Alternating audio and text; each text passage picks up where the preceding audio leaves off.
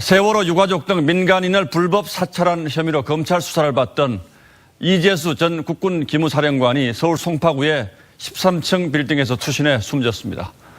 이 전 사령관은 지난 3일 법원에서 자신에 대한 구속영장이 기각된 뒤 이어지는 검찰 수사에 대비하고 있었습니다. 하지만 심리적 압박감을 견디지 못해서 끝내 극단적 선택을 한 것으로 보입니다. 이 전 사령관이 남긴 유서에는 부하들의 선처를 바란다, 한 점 부끄러움이 없다는 내용이 적혀 있는 것으로 알려졌습니다. 지난번 한번 말씀드렸습니다만 우리 군인들에게는 모든 공은 부하에게, 책임은 나에게라는 말이 있습니다. 그게 지금 제 생각입니다. 영장은 기각됐습니다. 그런데 이재수 장군은 왜 자살을 했을까? 이에 대해 가족들도 이해가 안 가는 부분을 말하고 있습니다. 형은 동생의 죽음이 갑작스럽다고 했습니다. 이틀 뒤 조카 결혼식이 예정되어 있었기 때문입니다. 처음부터 극단적인 선택을 하기로 생각하고 있었던 것 같지는 않다고 하면서 너무 갑자기 갔다고 했습니다. 이재수 장군의 변호인이었던 임천영 법무법인 로고스 변호사의 말에 의하면 이 전 사령관이 투신하기 1시간 전에도 통화했다고 했는데, 그때까지만 해도 이재수 장군은 자기가 일하고 싶은데 사업 구상해도 되느냐 라고까지 했는데 이렇게 될 줄은 전혀 몰랐다고 했습니다. 또한 이 사건에 대해 미국 국제전략문제연구소 CSIS 초청연구위원인 이동복 명지대학교 개건교수는 이재수 예비역 중장의 죽음은 비록 형태는 자살이었지만 내용적으로는 문재인 정권의 무리하기 짝이 없는 이른바 적폐청산 소동이 초래한 비극적인 타살이며 도의적 형사적 차원에서 이 같은 살인행위에 대한 최종적인 책임은 문 대통령의 몫이라고 보지 않을 수 없다고 규정했습니다. 고 이재수 장군, 한껏 많은 사람들의 기대를 모았던 그는 이제 이 세상에 없습니다. 참 군인 정신과 기계와 절개를 지닌 깨끗한 사람은 이렇게 살 수 없는 대한민국이 된 것입니까? 그를 차마 살 수 없게 한 자들은 누구입니까? 문재인 세력들의 살인의 칼춤에 또 누가 죽어나가야만 하고 올해는 언제까지 이를 지켜봐야만 하는 것일까요? 비통합니다.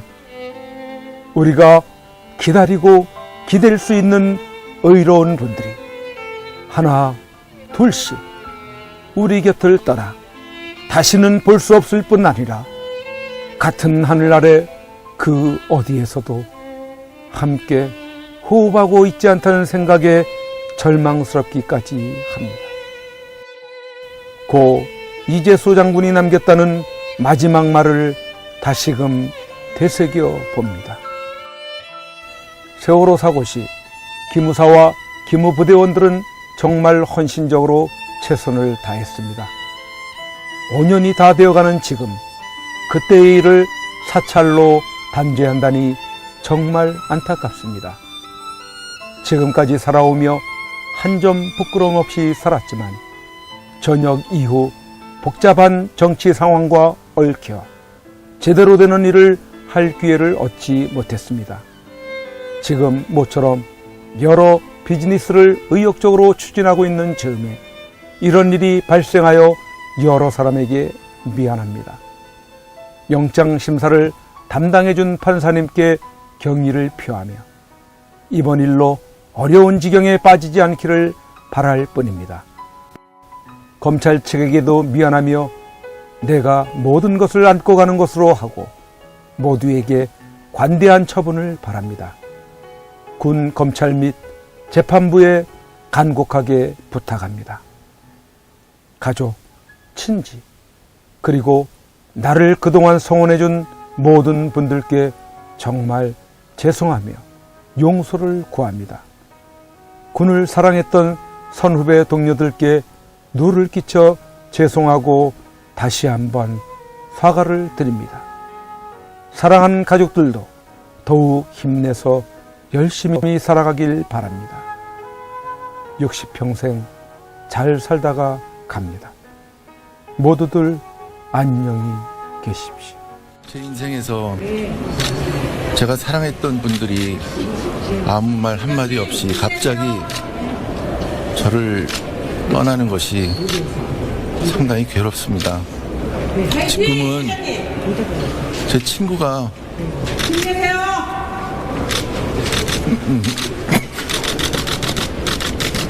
많이 보고 싶습니다. 참 군인 이재수 장군, 그가 죽음으로써 이 절체절명의 대한민국 국민들에게 전하고 싶었던 말은 무엇이었을까요? 내가 채 이루지 못한 것을 여러분들이 꼭 이루어 주십시오.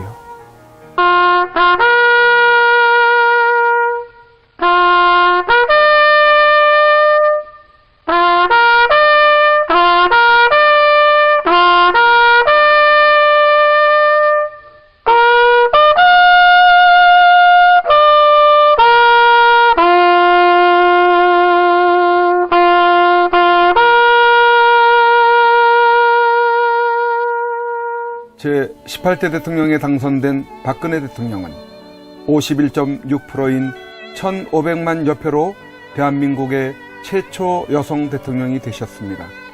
부친 박정희 대통령의 정신을 가지고 대한민국과 결혼했다고 하는 그는 오직 대한민국만을 바라보고 국정을 해오던 중 온갖 불의한 세력들에 의해 탄핵이라는 어처구니 없는 불행한 사태를 맞아 지난 2017년 3월 31일 서울구치소에 수감되어 지금까지 옥살이를 하고 있습니다.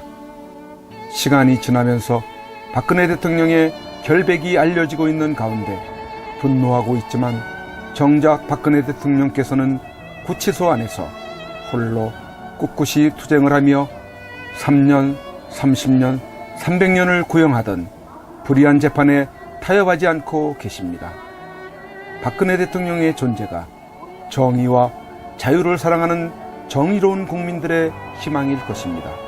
하지만 오랜 기간 동안 구치소 생활 가운데 정신은 강할지라도 육신은 쇠약해져 계실 것입니다.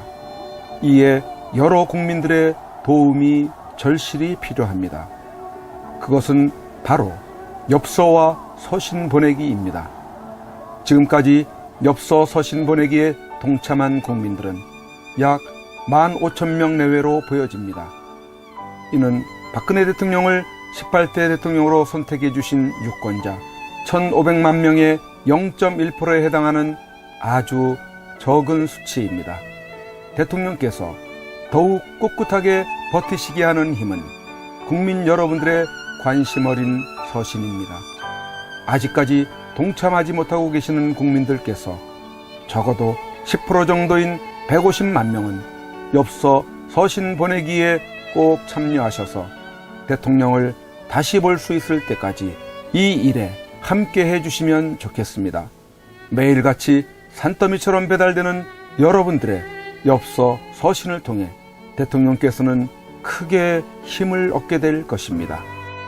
참여하는 방법으로는 선구자 방송에서 발행한 엽서를 주문하여 보내시고자 하시는 분들은 선구자 방송 연락처 010-2507-4861에 문자로 여러분의 성함과 정확한 집 주소와 엽서 수량을 적어 주시기를 바랍니다. 엽서는 지금까지 1차 9장 1세트, 2차 9장 1세트, 3차 엽서 9장 1세트가 발행되어 있어서 주문 시에는 각 회차당 몇 세트인지를 표기해 주시고 엽서 대금은 세트당 10,000원을 농협 360-02-140-392 예금주 황진무로 입금해 주시고 문자에 엽서를 주문해 주시면 되겠습니다. 그리고 별도로 서신이나 문구점에서 엽서를 이용하시는 분들은 서울구치소, 경기도 군포시 군포우체구 사서함 20호 수용자 번호 503 박근혜 대통령 앞으로 보내시면 되십니다. 선구자 방송에서 발행한 엽서는 박근혜 대통령의 모습과 뜻깊은 사진으로 제작을 하여 그 의미를 가지고 있어서 박근혜 대통령께 더욱 감동이 전달될 것입니다. 지금까지 3차에 걸쳐 발행한 엽서는 다음과 같습니다. 보시고 꼭 엽서 서신 보내기 150만 명 10%에 동참하셔서 훗날 참 잘했다라는 긍지와 위안이 되시기를 바랍니다.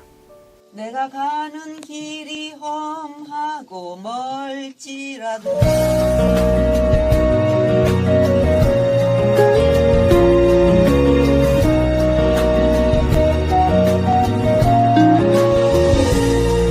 내가 가는 길이 험하고 멀지라도 그대 함께 간다면 좋겠네. 우리 가는 길에 아침 햇살 비치면 행복하다고 말해주겠네. 그대와 행복을 만들어요. 우리 모두 함께 손에 손을 잡고서 행복의 나라를 만들어봐요. 때론 지루하고 외로운 길이라도 그대 함께 간다면 좋겠네. 때론 즐거움에 웃음 짓는 나날이어서 행복하다고 말해주겠네. 그대와 행복을 만들어요. 우리 모두와 함께 손에 손을 잡고서 행복의 나라를 만들어봐요. 우리 국민들은 바란다. 부디 대통령님께서 강한 정신력으로 버티시고 건강을 유지하셔서 반드시 복귀하시고 형편없이 무너지고 부패하고 비리 공화국이 되어버리고 빨갱이들로 점령되어버린 이 땅을 기경하여 다시 씨를 뿌리고 옥토로 만들어 다음 통일한국을 일구어갈 나라로 만들어 주기를. 왜냐하면 박근혜 대통령님만큼 깨끗하여 믿을 만한 사람이 없기에. 국민 여러분의 행복이 곧 저의 행복입니다. 사랑하는 국민 여러분, 저 박근혜는 이제 내려가야 한다. 내려가기 전에 대통령님께 이렇게 외쳐본다. 박근혜 대통령님! 옥체를 보존하십시오. 보내드리는 엽서를 통해서 힘을 내시고 대통령님의 결백이 밝혀질 것입니다. 멀지 않았습니다. 더 꿋꿋이 버텨주시고 많은 국민들을 통해서 많은 엽서를 또 많은 편지를 보내드리도록 그렇게 힘쓰겠습니다. 건강을 지켜주세요. 안녕히 계세요.